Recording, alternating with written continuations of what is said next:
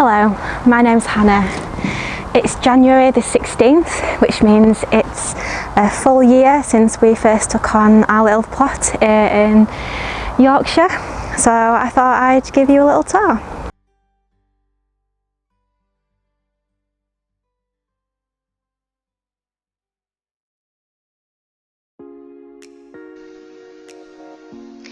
So this is what our allotment looked like in January last year.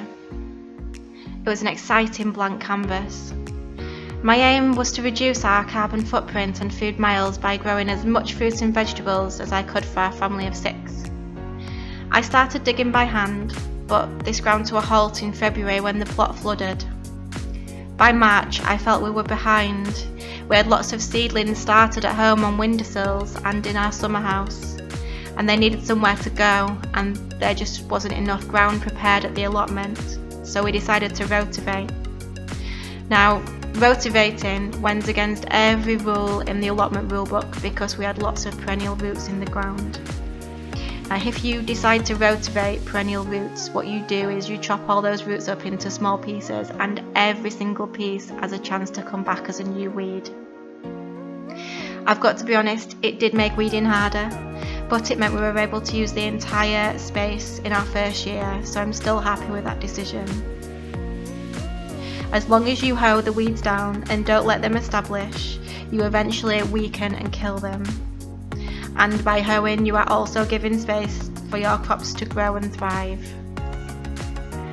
Overall, we had a really successful year, especially given we were homeschooling 4 primary age children during the COVID-19 lockdown. And our allotments became a sanctuary all across the world, and my allotment was definitely my sanctuary.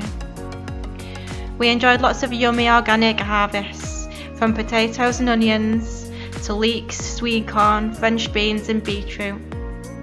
We even had our very first crown fringe squash, which was delicious, and we'll be definitely growing more next year. So this is what the allotment looks like today.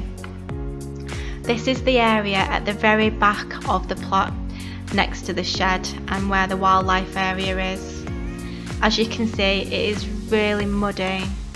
This part of the plot always floods, and as you can see, there's stud water on the new grass. I'm hoping it survives. One of my jobs for today is to create a sanctuary for the wildlife, and for that I've brought some logs from home to create a little bit of a bug hotel, but I'm hoping that it also attracts other wildlife such as hedgehogs, frogs and toads.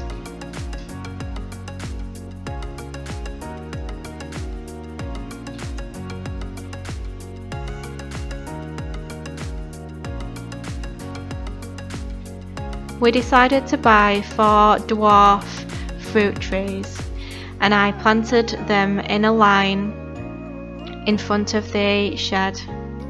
The 2 that are directly in front of the shed are now underwater, so I'm not really sure if they're going to make it or not. We still do have a few more things on the plot that are doing well. We have a couple of red cabbages left, some kale, some leeks that are now swimming, and some purple sprouting broccoli that should be ready in about April.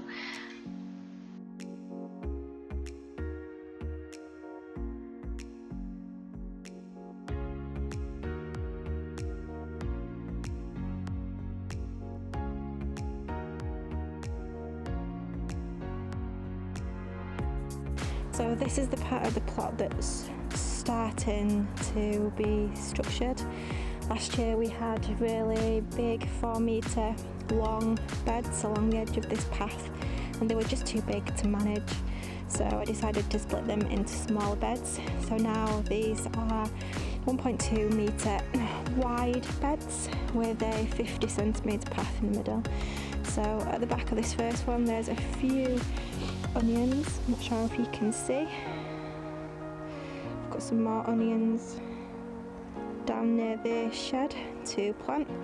At the side of that we've got some flooding, so So that will be the path area, which I need to raise up ready for next year, so it doesn't flood quite as much. I think I'll grass it too. This the next bed up, in fact the next 4 beds, 2 there, one there, and these 2 here are both full of strawberries, which we transplanted in October, so they need a really good weed, but they're coming along nicely. And then this top section of the plot is really a fruit section. I have some strawberry runners on the path there that will be dug up and passed on to one of the other allotment holders, but she's not quite ready for them and I didn't have anywhere to put them, so they're just there for the moment. And just up past the 2 strawberry beds, we're onto raspberry beds. The left hand side is a autumn fruiting called Autumn Bliss. To the right side we have summer fruiting raspberries in their Glen Ample. They're a spineless variety which did really well last year. Sadly it was their first year last year and they did fruit, which was fantastic, but we weren't really sure what to cut down and what not, because with summer fruiting raspberries you cut down the growth that's fruited and you leave the growth that hasn't. So you cut down the previous year's growth that's fruited and you leave the new growth to fruit. But like I say, some of the new growth, they were new last year, and some of the new growth fruited, so we weren't really sure what to do, so we've kind of left a little bit on and we're hoping for the best. And then this year we're going to mark the canes that fruit, so we know which ones to cut down. So moving up, one of the other problems we spotted last year was that it was really tricky to get around the hard bend with the wheelbarrow of the allotment. We had sweet peas in that corner last year, so this year we've put a diagonal path in and we've moved some of the fruit bushes, so we have room to just swing around with the wheelbarrow quite easily. We've still got that section to grass because it wasn't ready in October when I laid the rest of this grass seed, which is new. I'll show you what it looked like back in October. We just flattened it off and the grass has done amazingly well. I'm so proud of these grass paths. It's probably my best crop. So in the fruit beds we've got a gooseberry, a josterberry and a red currant and a white currant bush just in this corner, and there should be a row of daffodils and bulbs, tulip bulbs, just down the front of both this bed and across this side, across this bed. This last bed, or the bed at the top here, is full of garlic. The only reason I put the garlic here in the fruit section is because I knew that the other side of this plot flooded last year and I wanted to give garlic the best chance. It's never been a crop that I've been successful with, so I thought the best chance of success is to put it where I know there's the driest part of the plot, and it looks like it's doing okay, so I'm happy with that. And then this last bed, the only one I've not mentioned, is the new rhubarb bed. So for my birthday I got a pack of rhubarb crowns. There are 3 different varieties. We've got Victoria is the first one, and then Timperley Early, and the last one in the corner is Raspberry Red.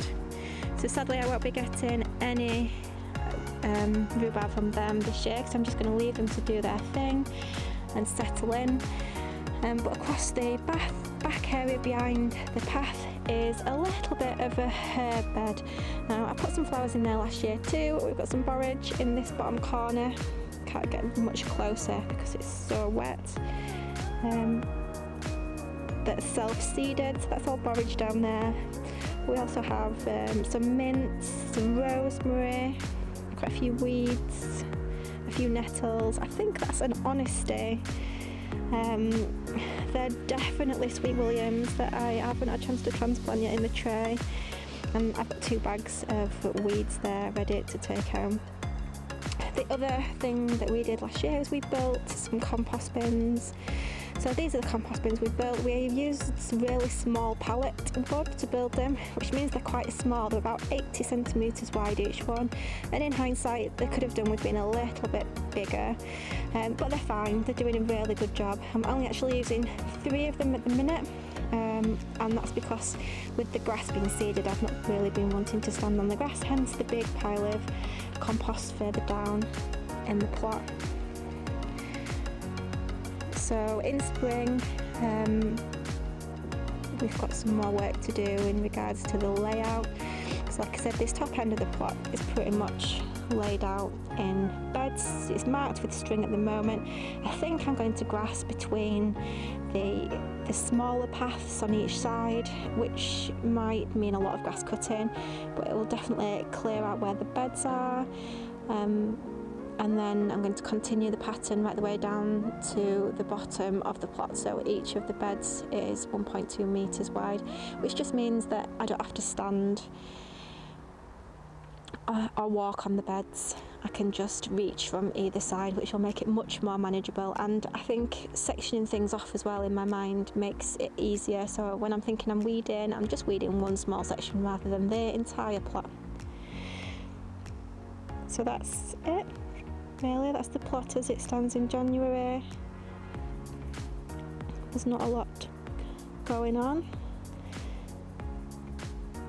and we're under quite a lot of water,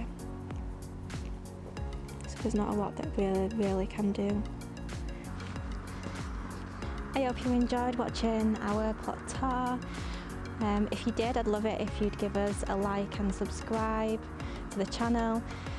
We're hoping to do probably 1 video a month showing our progress, what we're growing, what we're eating, and this is so hard. Who thought talking to a camera would be so difficult? Thanks for watching. Bye for now.